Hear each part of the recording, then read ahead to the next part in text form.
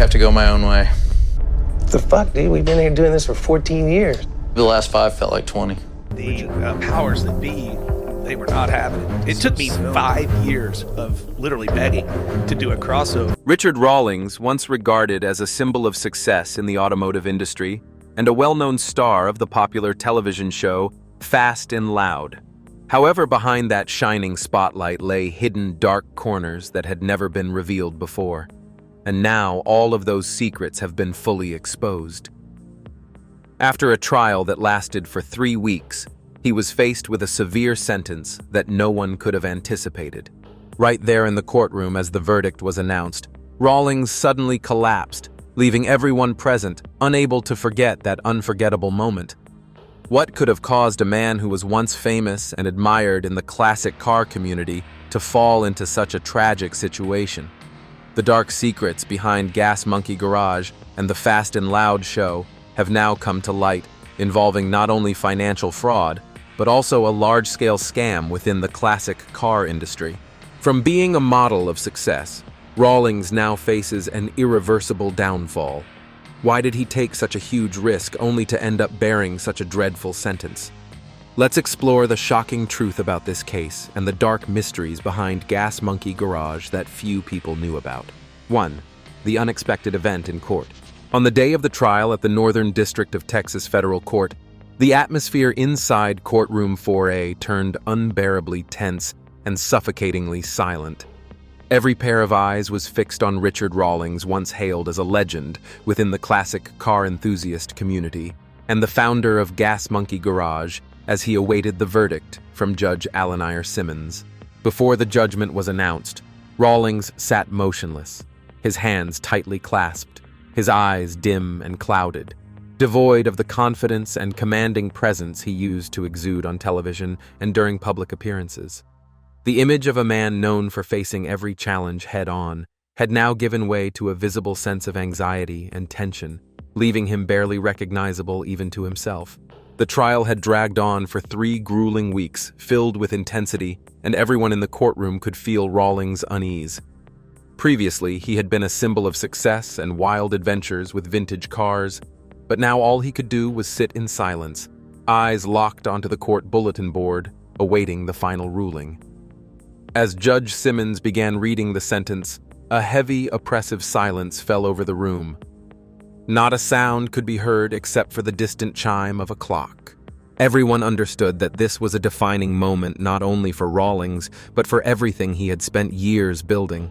After a few minutes, the judge delivered the verdict. Richard Rawlings was found guilty on all counts, including wire fraud, mail, fraud, conspiracy to commit fraud, and tax evasion. He was sentenced to 15 years in federal prison with no possibility of parole for the first 10 years. In addition to that, Rawlings was hit with a financial penalty exceeding $26 million, a staggering sum that would not only destroy his reputation, but also plunge him into irreversible financial ruin. When the ruling was announced, Rawlings' reaction was far from what anyone expected. He didn't argue, protest, or offer any defense. He simply lowered his head, his eyes dulled, his body weakened and drained of all strength. Suddenly, in a moment that caught everyone off guard, Rawlings collapsed onto the table. The sounds of his labored breathing and the impact of his face hitting the desk sent a chilling shock through the room. It took several seconds before anyone could react. His attorney, James Westfield, immediately called for medical assistance. Paramedics rushed in without delay while security personnel quickly cleared the area to maintain safety.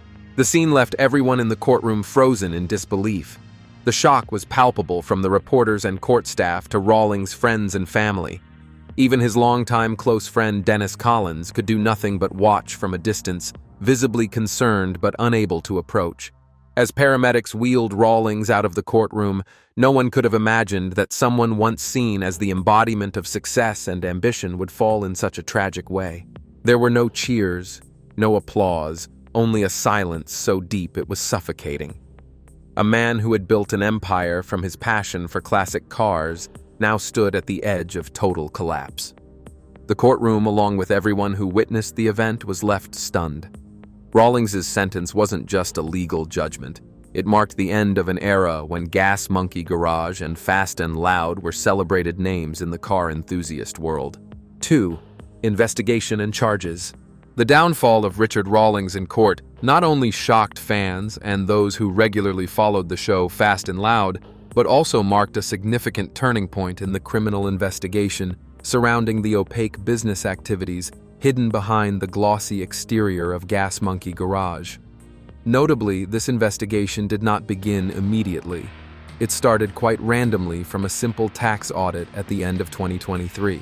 When the United States Internal Revenue Service (IRS) began reviewing the financial records of Gas Monkey Garage, the initial suspicions were typical and related only to the spending and debts of a large-scale company.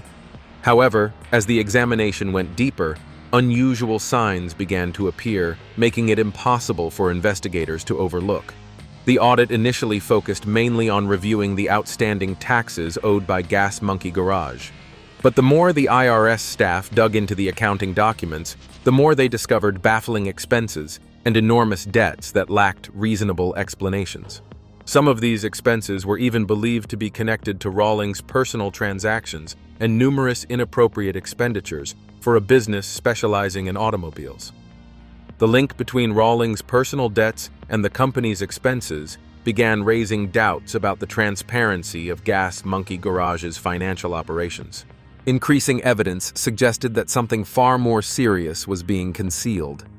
As the investigation extended over time, the team uncovered clearer signs of financial fraud. One of the first pieces of evidence was the existence of multiple unexplained international bank accounts unrelated to the regular business operations of Gas Monkey Garage. This discovery seemed to indicate that international transactions had taken place without proper oversight or transparency. However, this was only the beginning. The case quickly escalated when investigators uncovered an extremely serious offense: the deliberate alteration of the VIN vehicle identification number of classic cars, an illegal act that could expose Rawlings to a series of charges, including wire fraud, mail fraud, and using media to defraud the public. The revelation of this misconduct caused a massive shock. Investigations showed that Rawlings and his team had used complex tricks to alter the VIN numbers of dozens of classic cars, transforming them from ordinary vehicles into rare versions with significantly higher values. After changing the VIN and reissuing documents, these cars could be sold for hundreds of thousands to even millions of dollars, depending on the level of rarity assigned to them. This was not a typical fraud case, but an organized, systematic scheme that lasted for many years and involved multiple individuals.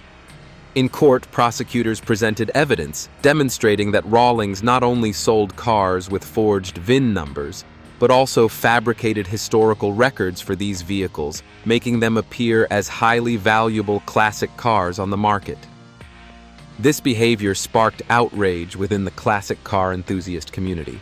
The falsified cars were sold to collectors and wealthy customers, people who had no reason to doubt the authenticity of the products.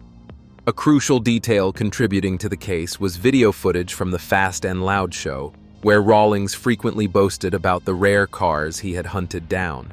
These images were used by the prosecution as evidence to show that Rawlings exploited his reputation and position in the automotive industry to facilitate fraudulent activities.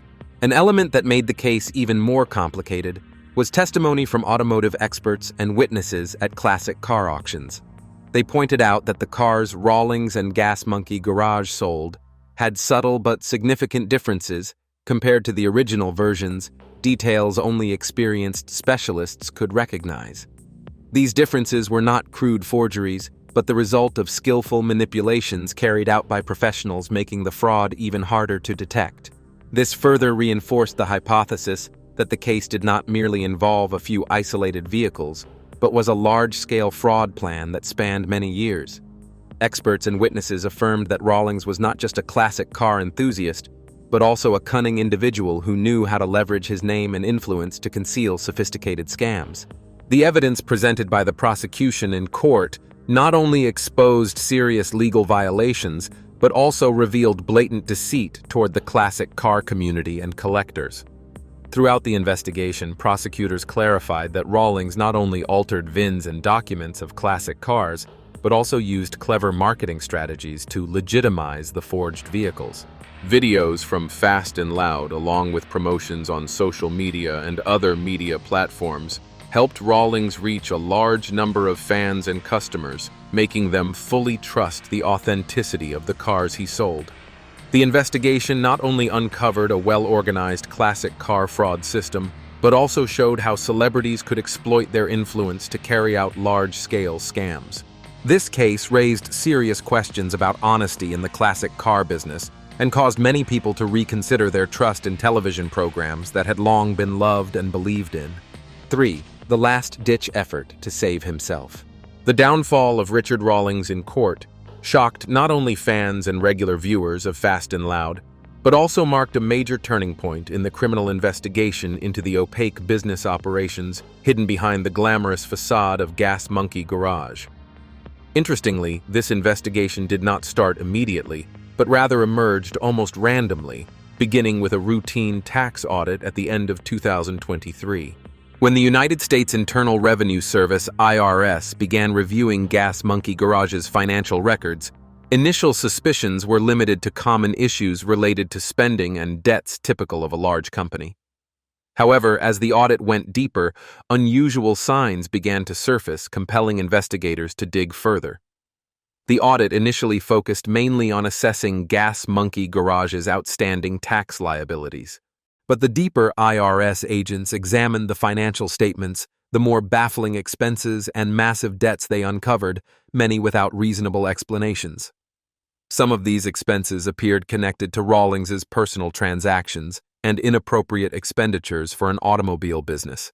The links between Rawlings's personal debts and the company's expenses raised increasing doubts about the transparency of Gas Monkey Garage's financial activities. As the investigation progressed, growing evidence suggested something far more serious was being concealed. Over time, investigators uncovered clearer signs of financial fraud. One of the first discoveries was the existence of multiple unexplained international bank accounts unrelated to Gas Monkey Garage's normal business operations. This indicated that international transactions had occurred without proper oversight or transparency. However, this was just the beginning. The case quickly escalated when investigators uncovered a highly serious offense: the deliberate alteration of classic cars' vehicle identification numbers. VINs, an illegal federal act, exposing Rawlings to charges, including wire fraud, mail fraud, and media fraud. This revelation sent shockwaves through the public.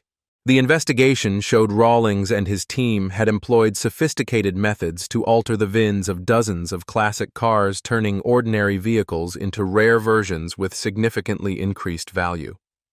After changing the VINs and reissuing documents, these cars could be sold for hundreds of thousands to millions of dollars, depending on their assigned rarity. This was not an isolated fraud, but a well-organized, long-running scheme involving multiple individuals.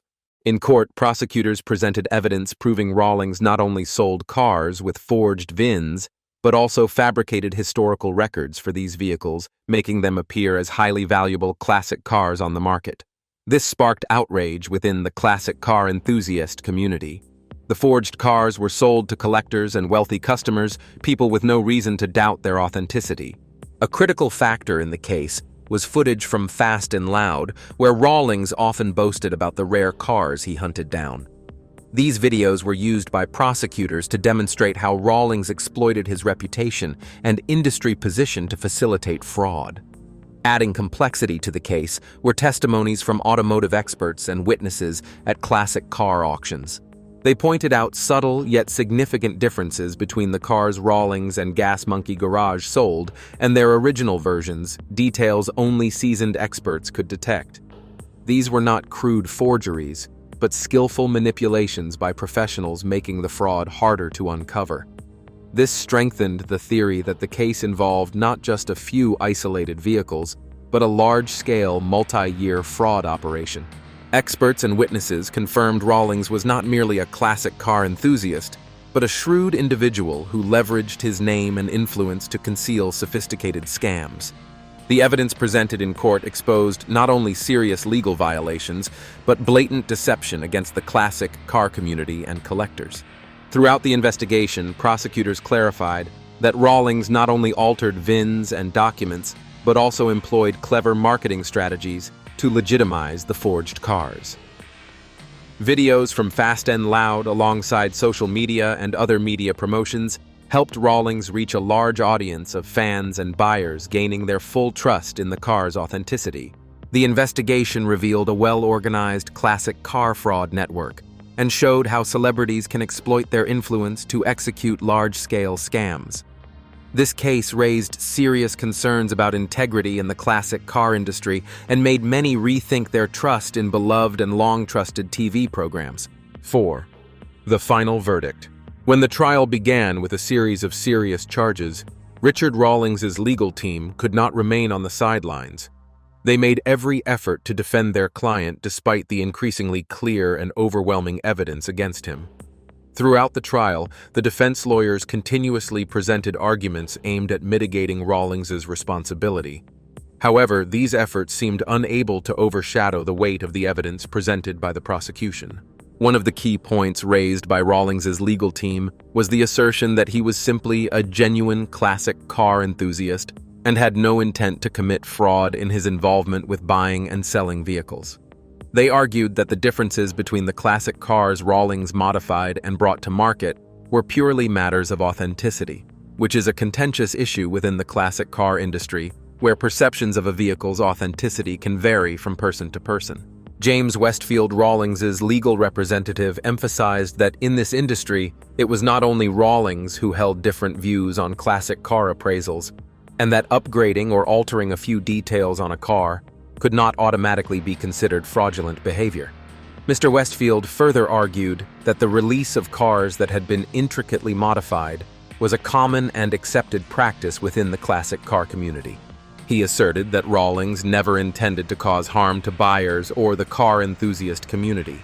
The defense team tried to portray Rawlings as a sincere car lover rather than the fraudster described by the prosecution. Westfield even stressed that Rawlings had built his entire career on honesty and a commitment to restoring valuable classic cars. He claimed that Rawlings' actions were simply procedural lapses in verification and were neither systematic nor deliberate attempts to deceive. However, the arguments presented by the defense were not convincing enough for the court. While the defense team worked hard to explain the complexities of the classic car industry and valuation methods, the prosecution quickly rejected every claim.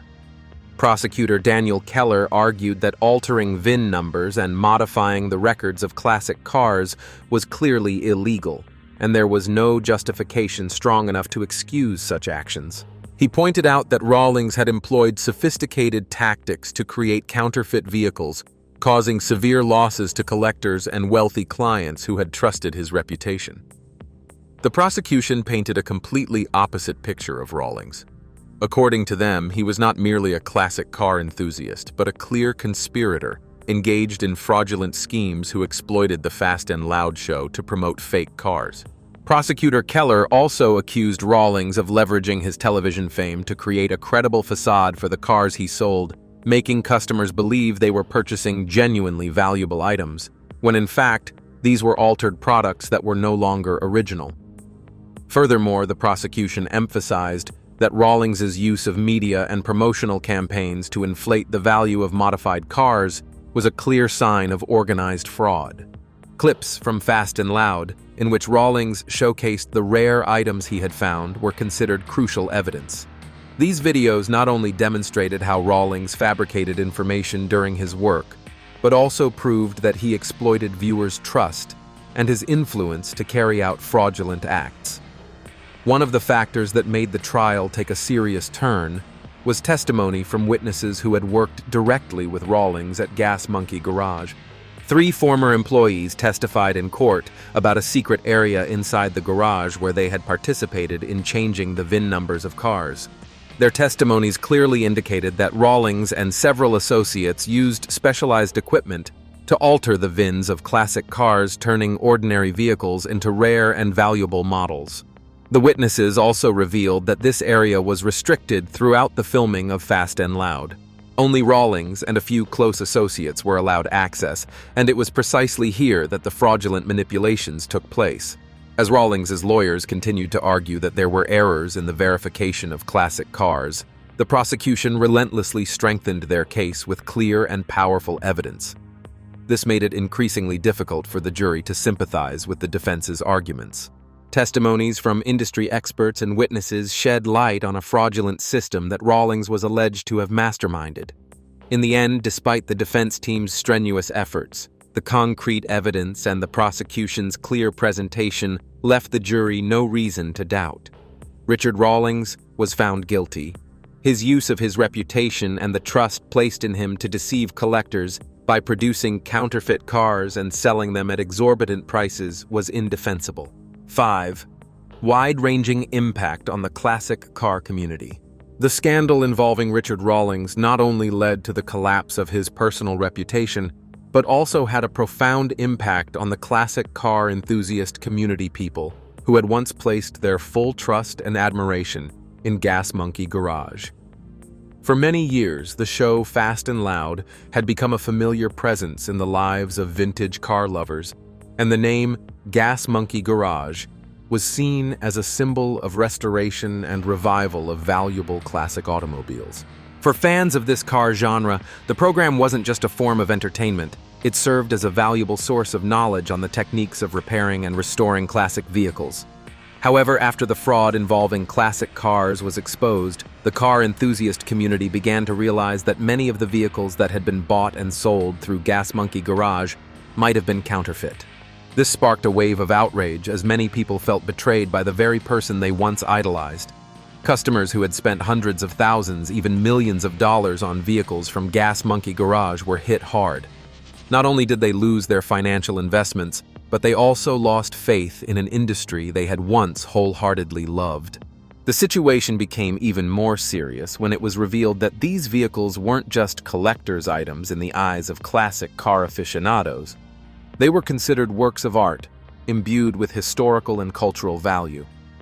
When evidence emerged that many of these cars may have had their VINs tampered with and paperwork altered to artificially inflate their worth, the sense of betrayal was impossible to hide. Trust in classic car dealerships, especially well-known names like Rawlings, was deeply shaken, prompting the question of whether the classic car market could ever regain that lost confidence.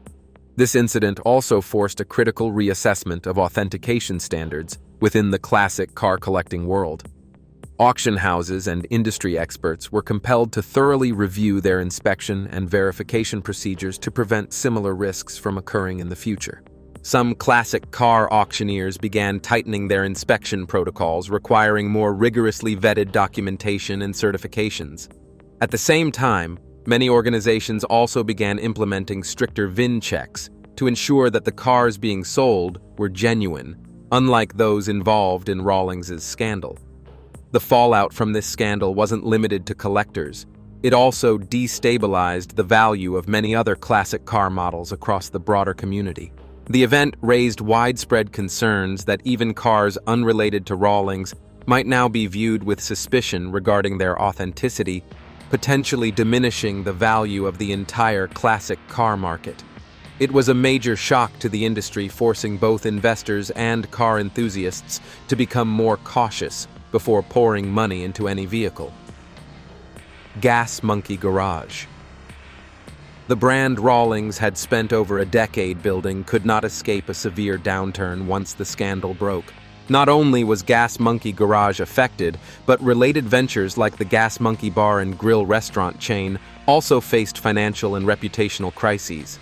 Within less than 24 hours of the verdict being announced, Gas Monkey Garage was hit by a tidal wave of overwhelmingly negative media coverage. In an attempt to mitigate the damage, Gas Monkey Garage was forced to urgently reposition its brand. All branding elements from the logo to imagery associated with Gas Monkey were removed from stores and business premises. Business partners and suppliers began severing ties, and even longtime customers started turning their backs on the brand.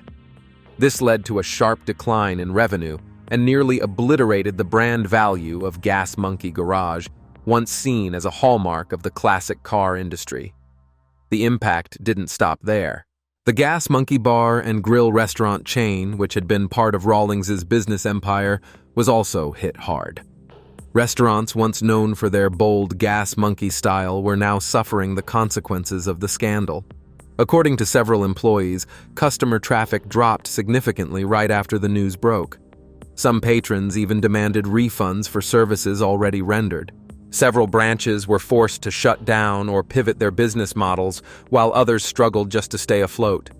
This caused not only financial strain, but also widespread job insecurity among staff across the Gas Monkey Bar and Grill network, who were now worried about losing their livelihoods.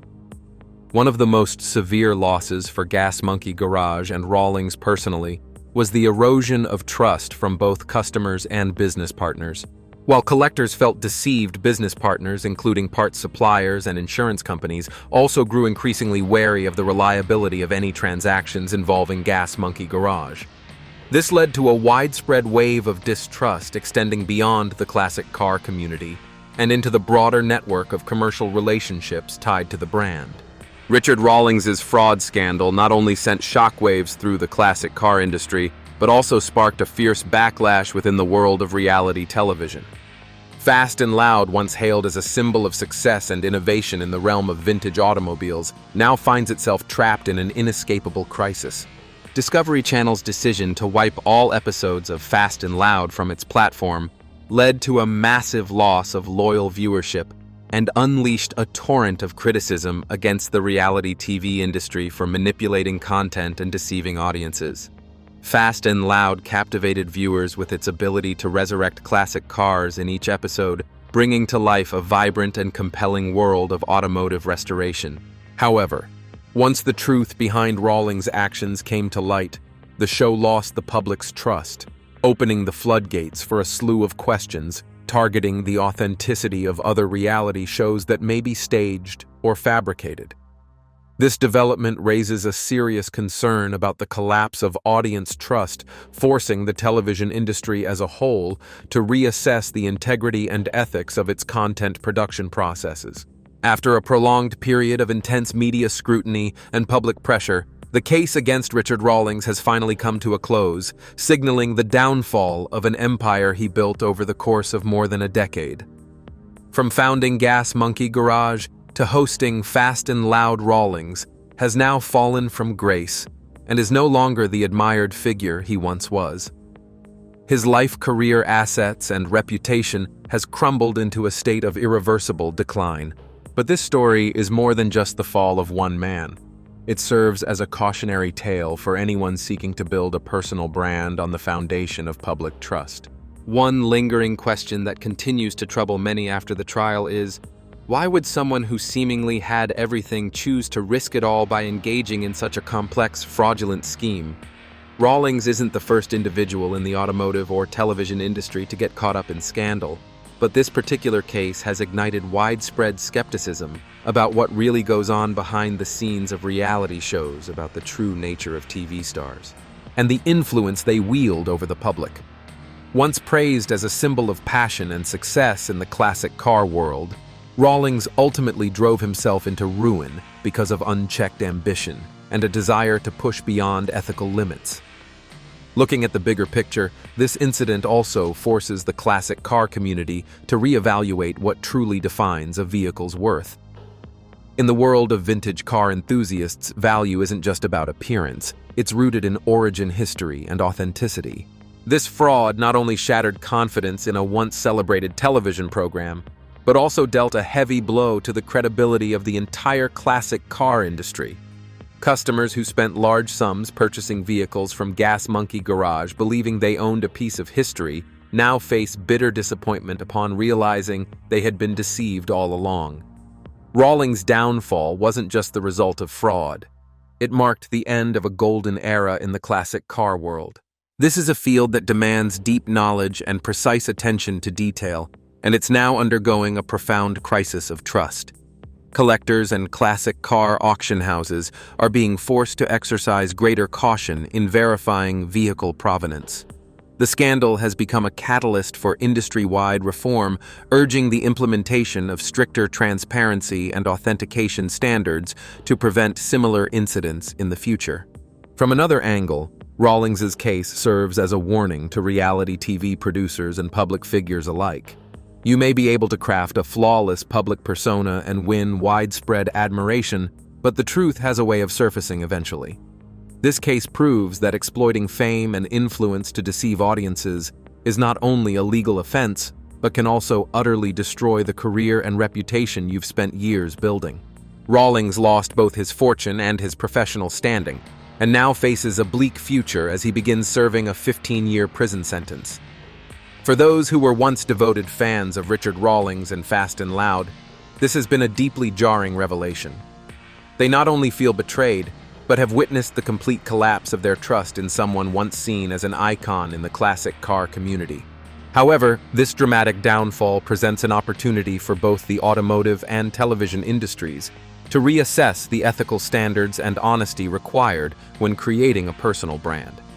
Rawlings' story isn't merely about deception, it's a wake-up call underscoring the critical importance of public trust, which can be lost in an instant if not carefully preserved. Looking ahead, it's highly unlikely that Gas Monkey Garage will ever return to its former glory. The entire system and brand that Rawlings worked so hard to build have collapsed in the blink of an eye. Even if he serves his time and attempts a comeback, restoring the brand's credibility is virtually impossible. This scandal will haunt Rawlings' name for years to come and remain an indelible chapter in the history of the classic car industry. The biggest unanswered question now is whether Rawlings can ever rebuild his personal life and career after such a devastating fall. Re-establishing a public image or relaunching a brand under the current circumstances seems nearly impossible. He will have to live with the consequences of his actions for the rest of his life. His journey from a highly influential figure in the automotive world to a publicly exposed fraudster stands as a cautionary tale, a textbook example of how fame and success can be obliterated when one trades morality and honesty for fleeting glory. Don't forget to like, subscribe, and hit the bell so you won't miss out on the next unexpected and dramatic stories in our upcoming videos.